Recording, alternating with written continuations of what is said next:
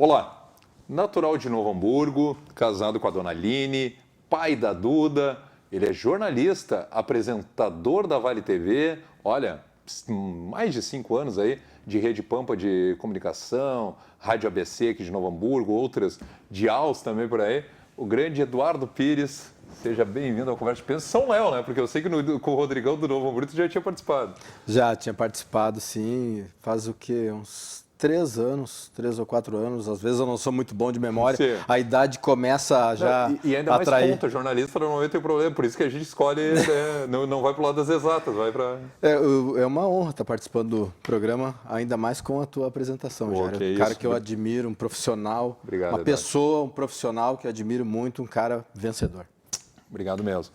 Vamos falar um pouquinho nesses próximos 30 minutos, né, lado pessoal, profissional, contar um pouco aí da história do Eduardo Pires.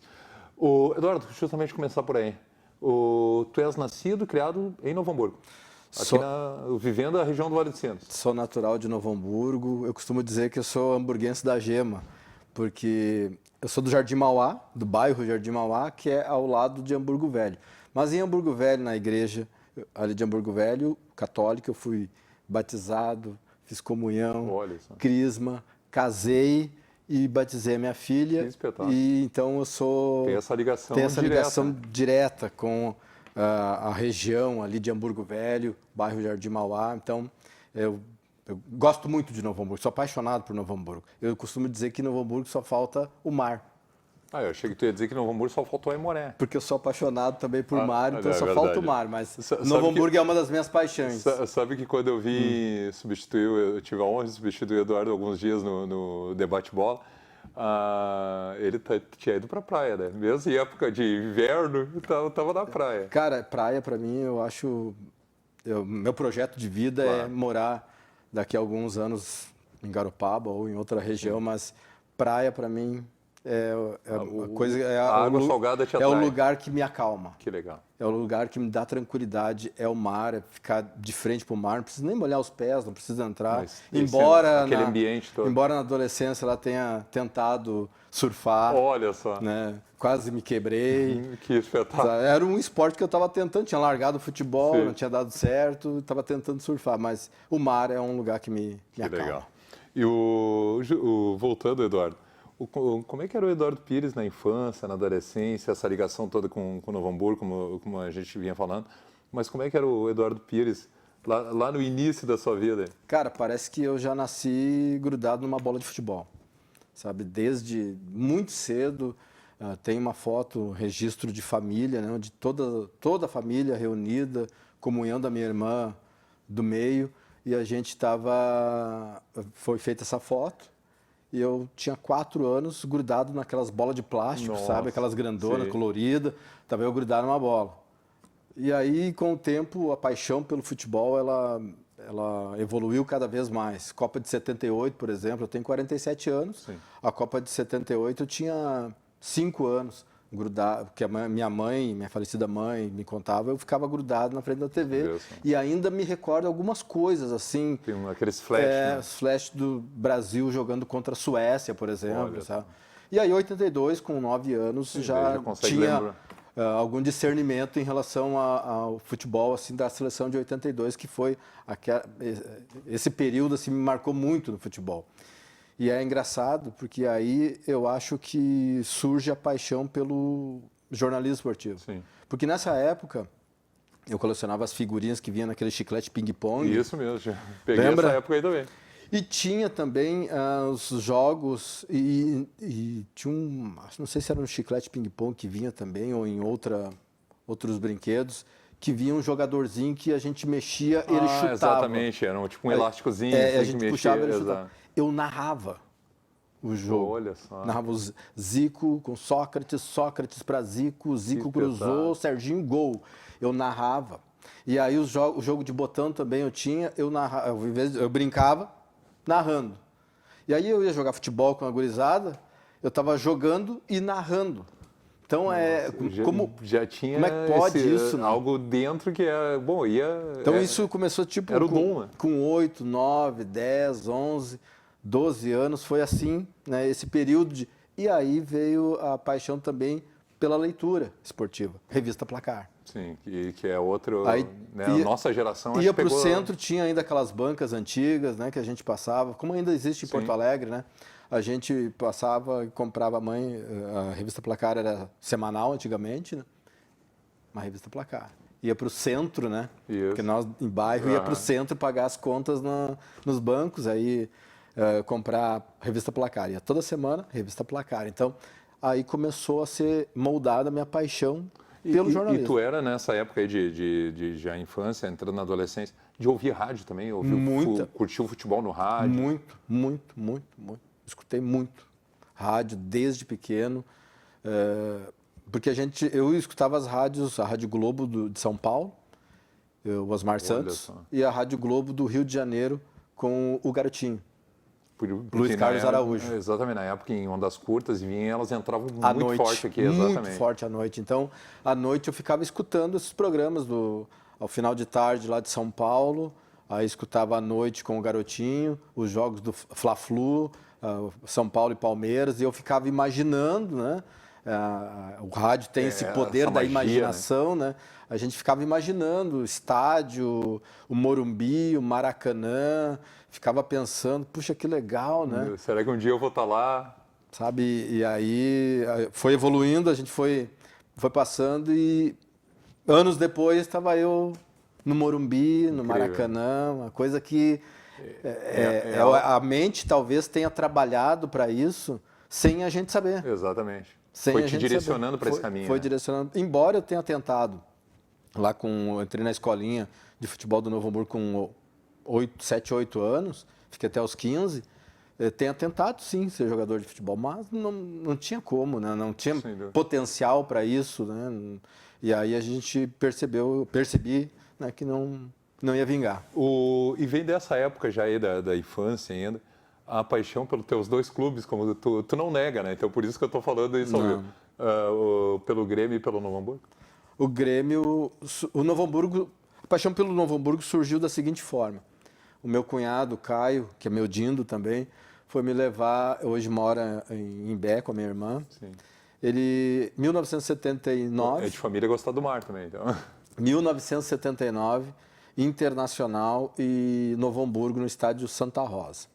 E meu cunhado me levou para o estádio Santa Rosa para eu torcer para o Inter, porque ele é colorado. Tinha 6 anos nessa época? 7 anos. 7 anos. Ele me levou, meu cunhado, o Caio, ele é colorado. Sim.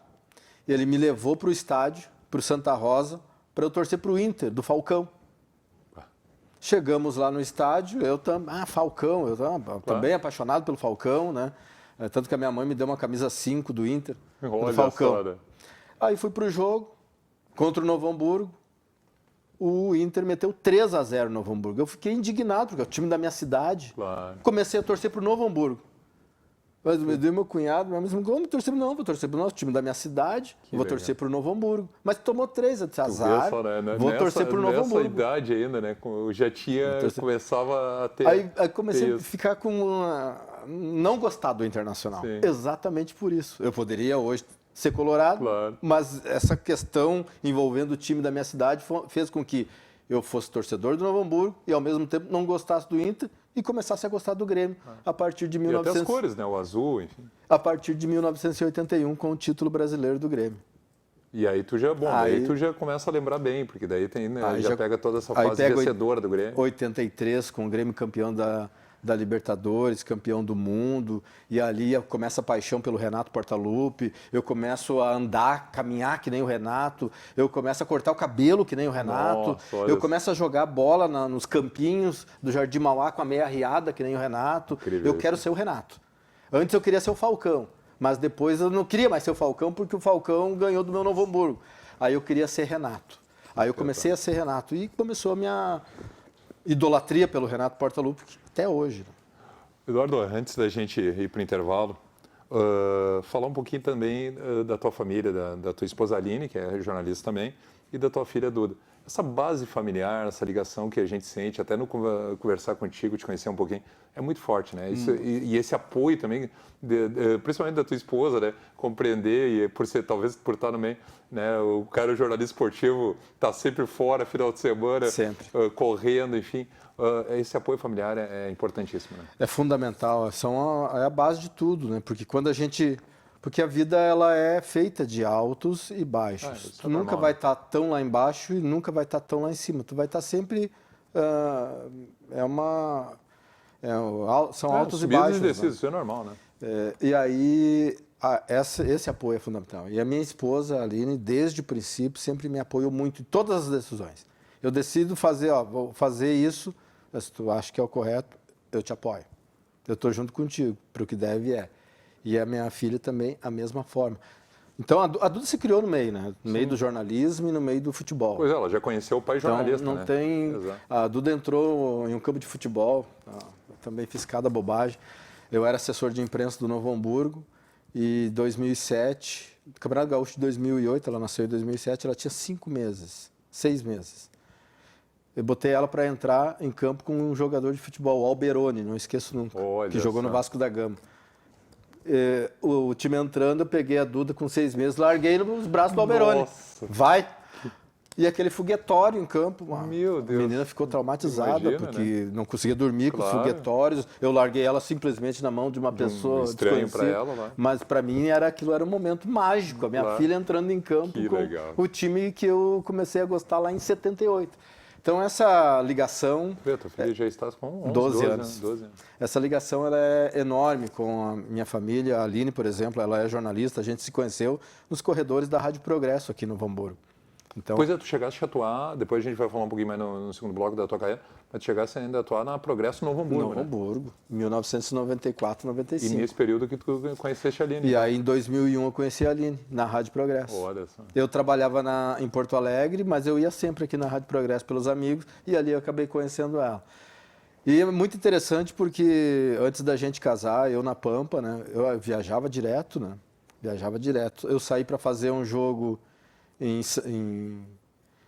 São Caetano, Grêmio e São Caetano. São Caetano na época estava no auge, Sim, em 2003. Foi naquele momento ali que o São Caetano foi vice-campeão de tudo, né? Só faltou o título. E aí, em 2000, eu fui fazer o jogo do São Caetano, o jogo contra o Goiás e o jogo contra o Bahia. E aí o falecido Vidarte, que Deus o tenha, um cara sensacional, Espetacular. Ricardo Vidarte, ele me escalou para fazer o jogo do Inter com o Fluminense no Rio de Janeiro, e depois eu teria que fazer Grêmio e Olímpia no Defensores del Chaco em Assunção. Eu disse, Vidarte, dia 23 de maio eu tenho que estar em Novo Hamburgo para casar, meu. Eu não posso fazer mais nenhum jogo. E aquele jeito do Vidarte, vai! Sim. E aí eu disse, não tinha rede social naquela época, 2003, né? Era só telefone. Claro. Só dizer para a Aline, vou ter que ir para o Paraguai, eu vou ter que ir para o Rio de Janeiro. Pois que vai, né? Quase, Ela só pergunta, tu vem para casar? quase perdeu a esposa, né? E aí coisas da profissão, né, Eduardo? Coisa da profissão. Até bom pro pessoal saber E bom que ela é do meio, Claro, né? ela E ela compreendia isso, sempre, claro. porque eu estava sempre viajando pela Pampa, então, e aí depois eu comecei a trabalhar na assessoria do Novo Hamburgo, também viajava para lá e para cá. Cara, teve períodos assim que é difícil estar em casa. Incrível isso, E né? ela compreendia. O envolvimento é muito grande, né? É muito grande. E a Duda, hein? Será que vai seguir a carreira do pai, da mãe? Porque tem 2 jornalistas em casa, né? Tem 2 exemplos. Nas redes sociais ela Ele já é bem atuante. Ela é forte, bem atuante. E o que ela diz para nós, que é ser fotógrafa. Então, Poxa, já está tá do ladinho, né? Exatamente. Está a um passo do... Tá do lado. Então ela disse, eu quero ser fotógrafa. Vai daqui a uns dias pegar a credencial da Arfoc lá. Vamos ao intervalo? E aí sim, no segundo bloco, o Eduardo vai contar um pouquinho, né, da sua carreira profissional. Olha, tantos anos já 25 anos, né? 25 anos vai fazer o ano que vem. Olha só, então no segundo bloco tem bastante história aí do meio esportivo aqui com o Eduardo.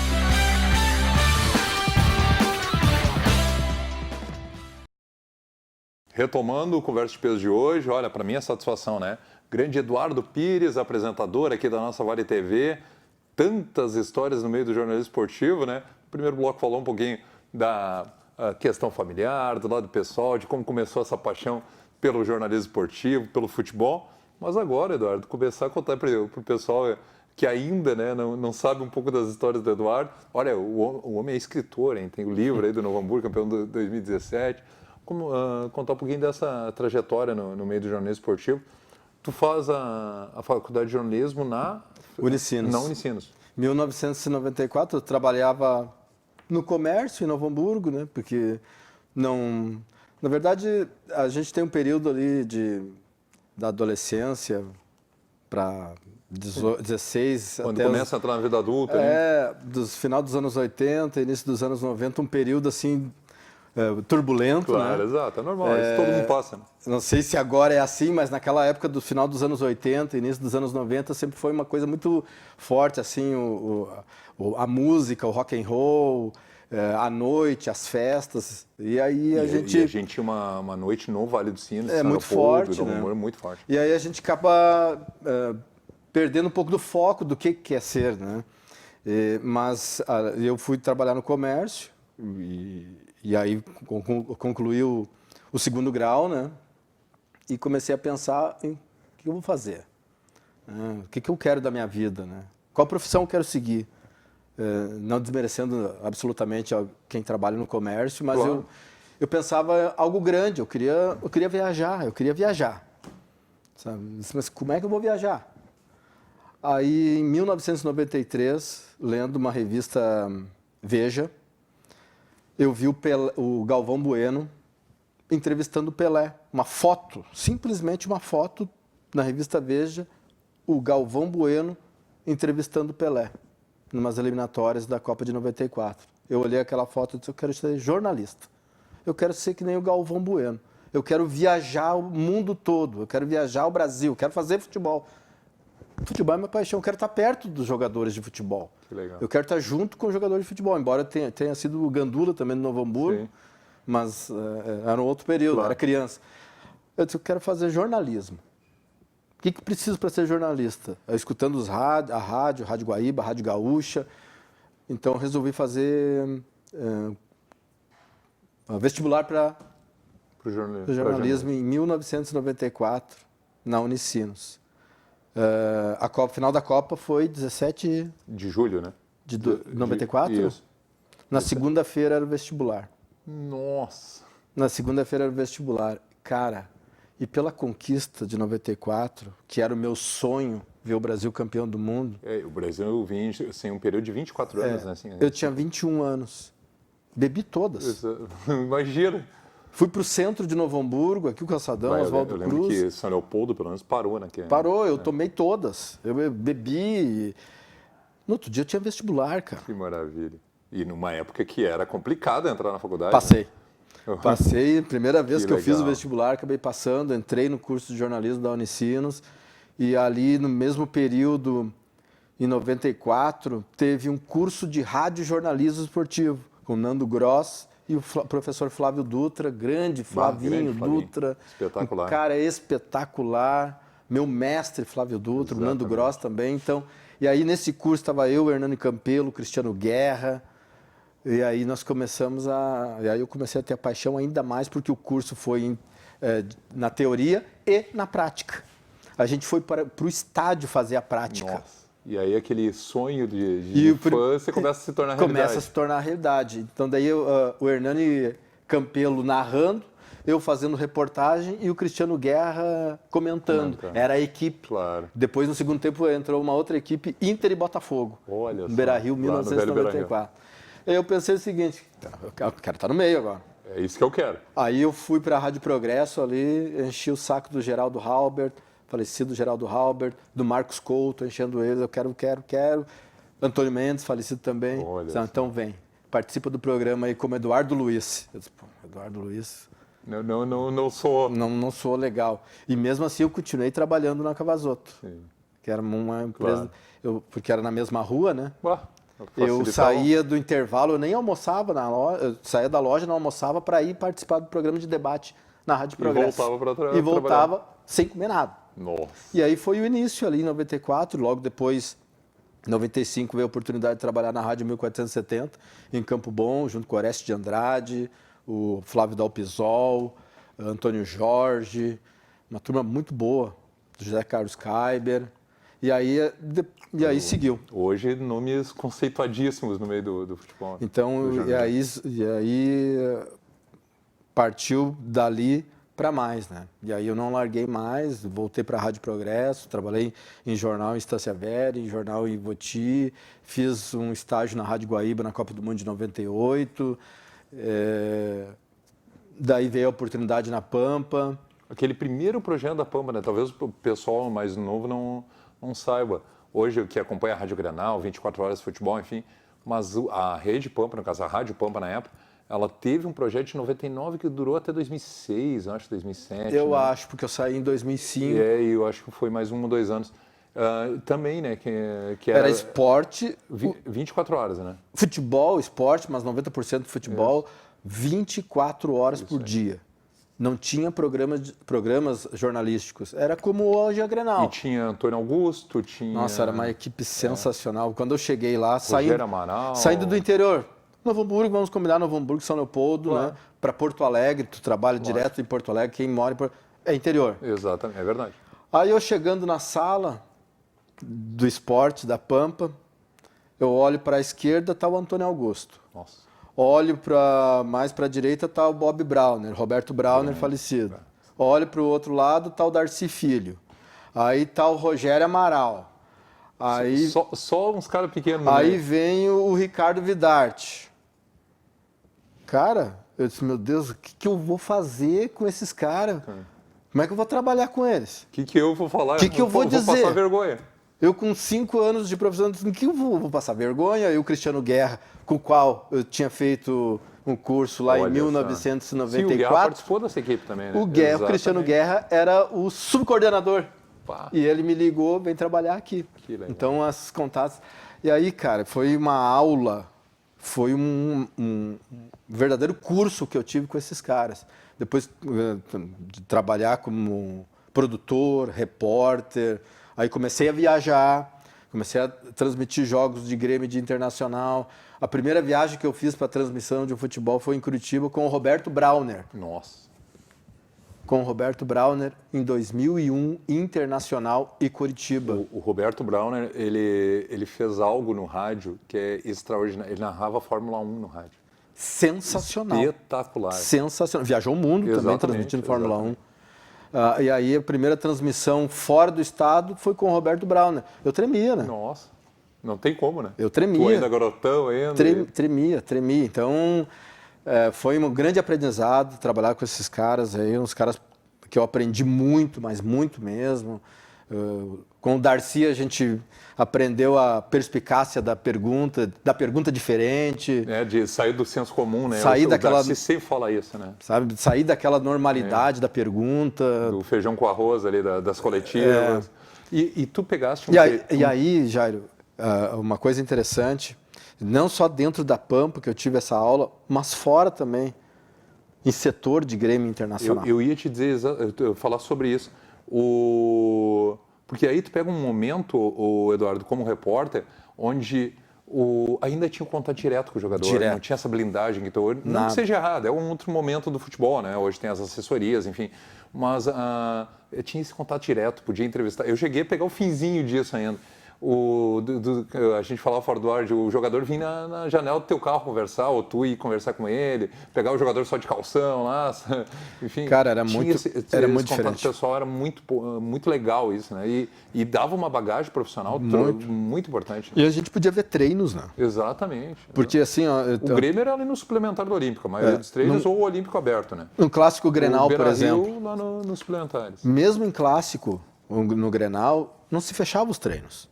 A gente podia acompanhar os treinamentos. Isso mesmo. Mas para o final ali começou a se fechar. Hoje em dia, totalmente, todos os treinos, independente do adversário. Hoje é o contrário, abre 10 minutos só para fazer imagem. Então, assim, Jair, a gente podia dizer quando tinha uma falta do lado direito ou do lado esquerdo, a gente dizia... Sabia a jogada ensaiada. Sabia a jogada que ia acontecer.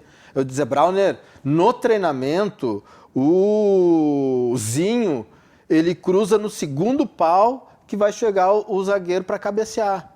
E era exatamente o que ocorria. E acontecia porque a gente via o treino. Claro, exatamente. A gente tinha subsídios para informação.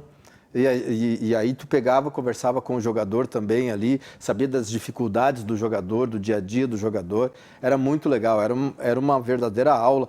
O Carlos Alberto Parreira e o Muricy Ramalho, com quem os treinadores, o Tite também, com quem eu trabalhei.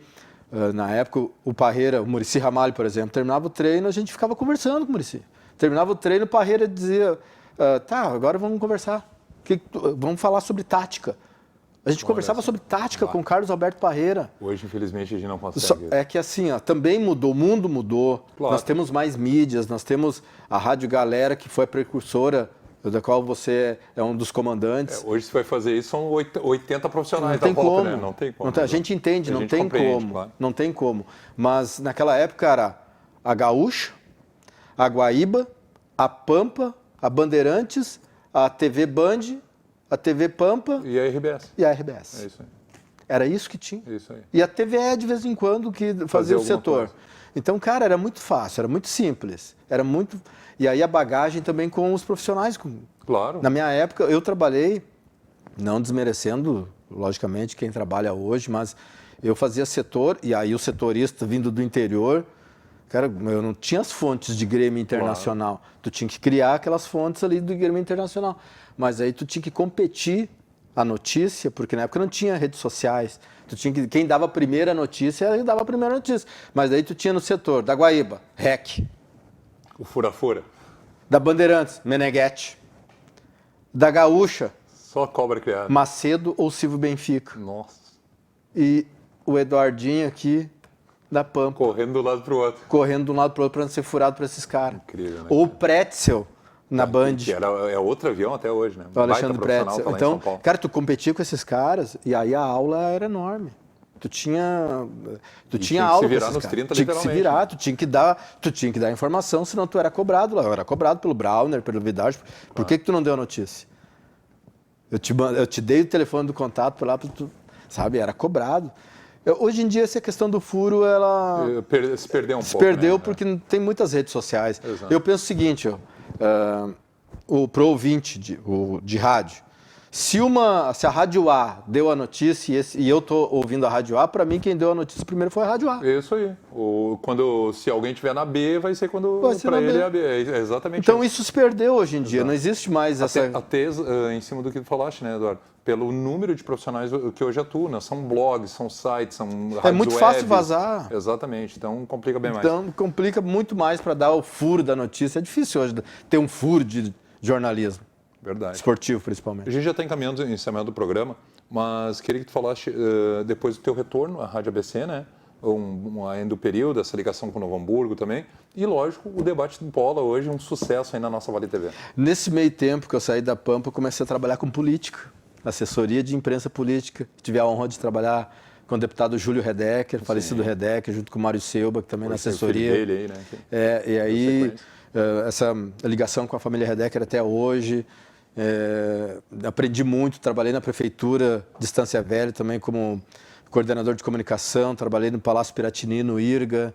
Então, eu enveredei um pouco para o lado da política, me distanciei do esporte, embora tenha trabalhado na assessoria de imprensa do Novo Hamburgo de 2005 a 2010. Neste período todo, eu costumo dizer que eu introduzi, e foi mesmo, introduzi profissionalmente a assessoria de imprensa dentro do Novo Hamburgo.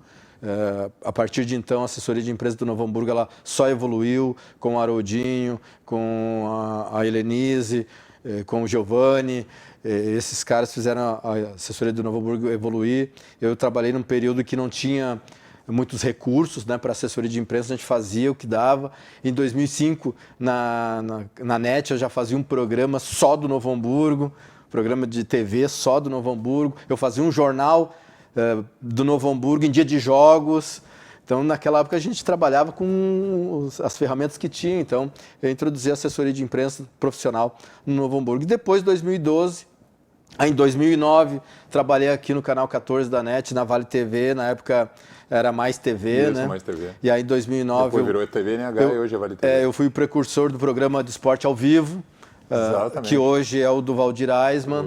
Eu estava Esporte na TV. Esporte na TV, mas era mais esporte Isso. na época. Como eu estava trabalhando em Porto Alegre, no Palácio Piratini, eu não tinha como fazer as duas. E aí eu fui convidando o Valdir Aisman foi chegando, só Valdir, o programa agora passa ao teu comando, porque eu não tenho mais condições. E aí foi indo. Aí em 2012 fui para a Rádio ABC, fiquei até 2017.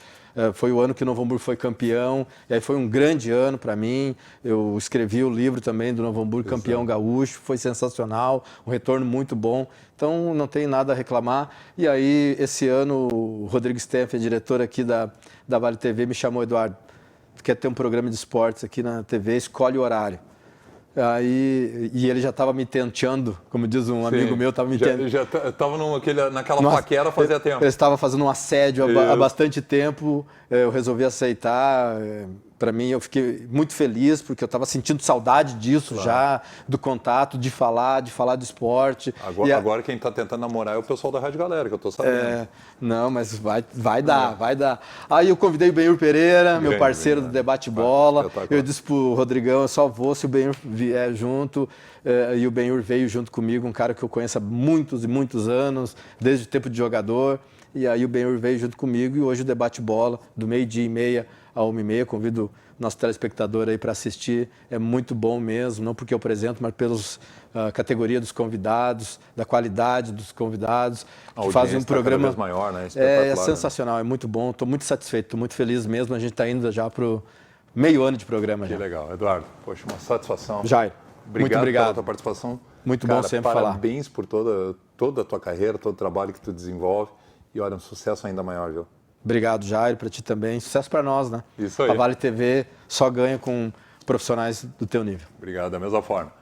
O Conversa de Peso de hoje teve a honra, né, de entrevistar o grande Eduardo Pires. Olha, teria que ter umas 4 horas de programa. Eu sei que já estourei o horário. O Alisson tá pirado comigo. Mas vale a pena, porque o Eduardo Pires tem muita coisa, né, muita história para contar.